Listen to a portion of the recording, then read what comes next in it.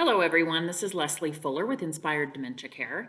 I have created this series of videos to help my viewers feel more confident and empowered in their support of those who are living with dementia, whether it be a family member that you're supporting, a friend, or whether you work in a community environment. I want to plant some seeds in you, some seeds of hope, of encouragement, of patience, and of love for those that you're working with.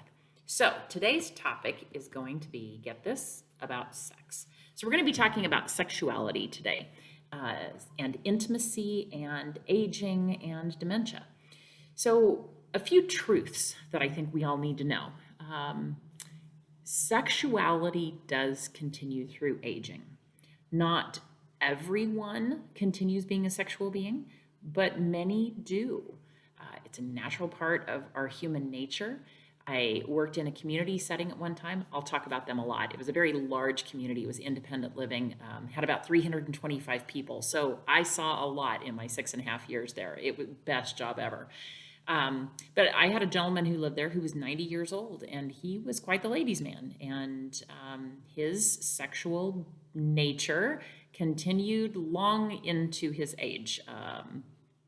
So when people think that sexuality leaves us just because we age, that is a myth.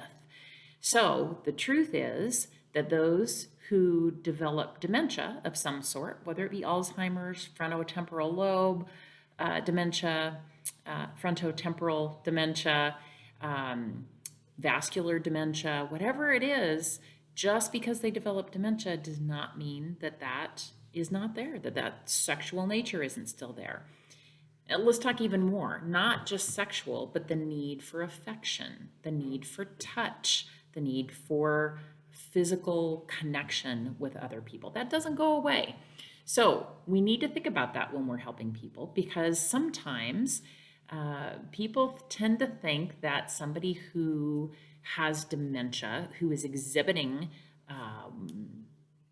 let's say, touching, what people see as inappropriate touching or kissing or fondling or taking their clothes off.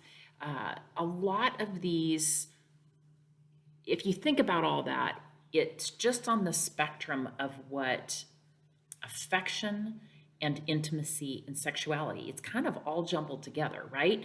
It depends on where you are in your life as to where those stages are. So when we're teenagers, hopefully holding hands is how we exhibit maybe the first steps of intimacy. As we develop relationships, kissing, hugging, just even cuddling, just sitting on the couch holding somebody else, having that physical connection. And of course, there's sexuality that goes with that too. There's also self-pleasure. Let's be honest, that's a part of many people's lives. However, when we're trying to support somebody who has dementia and we see those things, a lot of people don't know how to handle it because they think, oh, this is inappropriate. But if you have someone who just wants intimacy, but in their mind, hand-holding, kissing, sex, grabbing somebody's breast, it's kind of just all in the same pot to them. When they do something like grab somebody or fondle somebody, they're not, please don't ever label somebody, well, he's just a dirty old man, right? It's not that. It is their need. They have a need to fill, and it may just be a need for affection. So let me look at my notes here for a second. So behaviors that may seem sexual in nature to the general public: kissing, holding hands, we've talked about that, touching, exposing themselves, disrobing, getting undressed. When you see this, instead of, first and foremost, please don't shame them. In their mind, they're not doing anything other than what naturally they're feeling a sense to fulfill a need, and they're not quite sure how to do it. And their brain has change going on in it, right? There are parts of their brains that aren't functioning the way they used to, so they don't have that logic. The frontal lobe is not functioning in their processing or their filter. The filter is kind of gone. They lose their sense of what's publicly acceptable and what's not. So, with all of those factors going on, they may exhibit a thought they're having in a way that is different than you and I would. So, we need to look at and really assess what is the situation that's going on.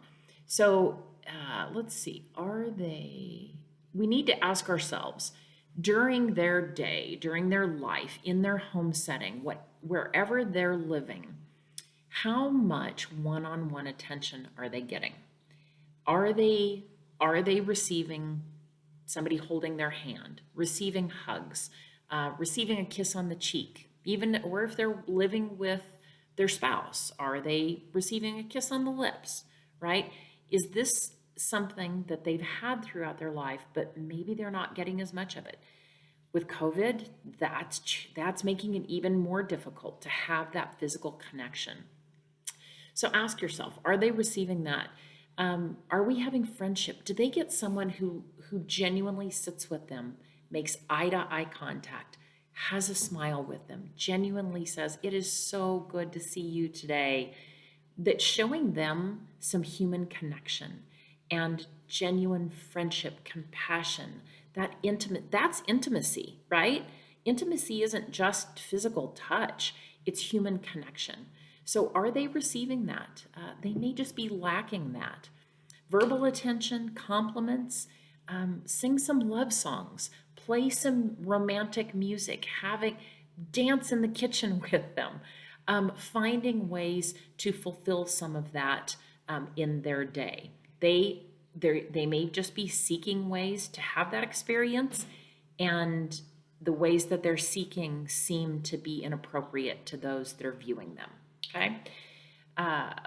If you have someone who is touching themselves, okay. I worked in community setting in a memory care community, and a staff member would come in and say, "Mr. Jones is masturbating," right? Well, number one, first of all, we need to determine, is he really, or does he have an itch? Does he have to go to the restroom? Does he have a UTI? So he's got discomfort somehow. Does he just need to be taken to the restroom and have his briefs changed? There are lots of things that action can be a symptom of that isn't masturbating. But you know what? That is something people do. And if that is the case, then we need to respect those around him, but just say, "Mr. Smith, why don't you come with me? I'm going to have you go back where you have some privacy." Okay? Handle it. Don't shame them. Don't make a big to-do about it. Don't embarrass them. They still can be embarrassed, okay? So let's treat them with some respect, that they're just trying to handle whatever's going on in their head in the best way they can, and how can you support that? They may just need to go to the restroom. Maybe just say, "Mr. Smith, why don't you come with me? I'm going to take you down to the restroom," okay? But don't make a big deal about it around everybody else that's there. Let's see, what else here do we have? We actually had, this is a very open conversation here, okay? Because in the world that I worked in, we had to be there to support each individual in their world. So you have to come up with solutions to support each person. I had one resident who lived in one of our communities who her entire life, her family said she had been a very sexual being. That was a part of her life. And so for her coming to live in a community setting, that was still her, right? So where is she supposed to live? Some people will say, well, not in my world, but there are people out there who would say, well, she can't live here if she's going to be doing that. Where is she supposed to live? Let's try to figure out a way for her to be successful. So the family actually brought in a vibrator, and she knew to come to staff, and she would ask them if she could have batteries. Some of you may be saying, "Oh my gosh, I could never do that." But think about it. For her world, for her still to be her, that's what it took. And she was okay with that. And it helped the other people who were living in the community live their lives. So you really have to be very creative in how you handle solutions to these things. But again, and I'll say this a couple more times, please don't shame them. They're doing the best that they can in their situation. Another hint that we've used and we've tried, works for some people, doesn't for others. But if they have always had, if they were married to their spouse 55 years and now they don't have that spouse, maybe they passed away, maybe they're living someplace else, get a body pillow, because there is something about just that snuggle factor. Okay. So consider that. Look and see if that's maybe something that they need to help fulfill just that comfort level for them.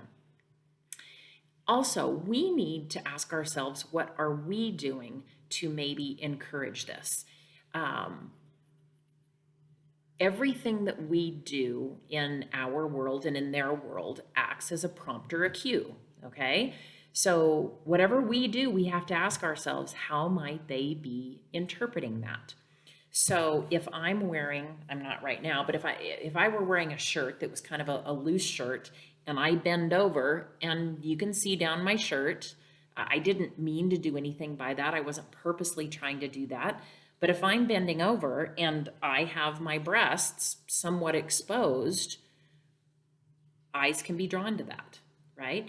And if you don't have that filter to say, no, this isn't appropriate, oh, that's interesting, and there's a grab, okay? It's really not their fault, right? We have to watch what we do in their world. They can no longer control that, but we can. We can help support them with that.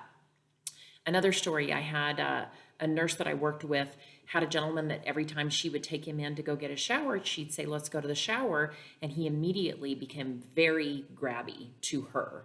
But she handled it very appropriately and just very calmly talked to his wife, who didn't live there. She was living at home, and said, can I get your advice? When we try to take him in for a shower, this occurs, and do you have some advice on how to maybe assist with that? And the wife started laughing, and she said, well, we had, I think, 8 or 10 kids, something like that. And the only time they had for intimacy in their home was in the shower. So for him saying, let's go take a shower, right? How is he going to be interpreting that? Yay, this is time for intimacy. So that nurse's language was the trigger for him. So after that, she changed her approach. She changed her words that she used. She would say, hey, Bob, why don't we go get cleaned up before dinner? And it really changed matters. Another thing, in showering or grabbing and reaching, oftentimes the hands want to grab anything, right? And if we are there, they may grab us. Give him something to hold. If he's in the shower, give him a washcloth. Soap it up. Ask him to wash himself, right? If there's a trigger there. You really just have to try different things and be creative within their world. Step into their world. Let's see, jumping in the shower. So watch your language. It's time to jump into bed. Let's get into bed. Well, what does that really mean? You're not saying let's get up into bed. You're not meaning let's get in bed, but you said it. So if that's the way they're interpreting and they're doing the best they can, they're listening to those words. Okay, I know what those words mean. So watch your language, watch your posture, watch how we're standing, and watch your approach. And if you are working in a community setting, talk with the families. Just don't try to make it a big deal. Just say, we have some questions for you. This action has happened, and we're trying to figure out how we can support him or her with that. So no shaming. It's so important. Don't shame them. And don't overreact. Don't make a big deal about it. We need to problem solve. We need to be wildly curious, as my friend Yvette would say. And remember that they're responding to instincts and that they are still a human with a need for intimacy. So I hope this is helpful. If you need more ideas, you know where to get me. I hope you have a great day, and bless everyone. Hope you're staying safe and have a happy holiday. Bye-bye.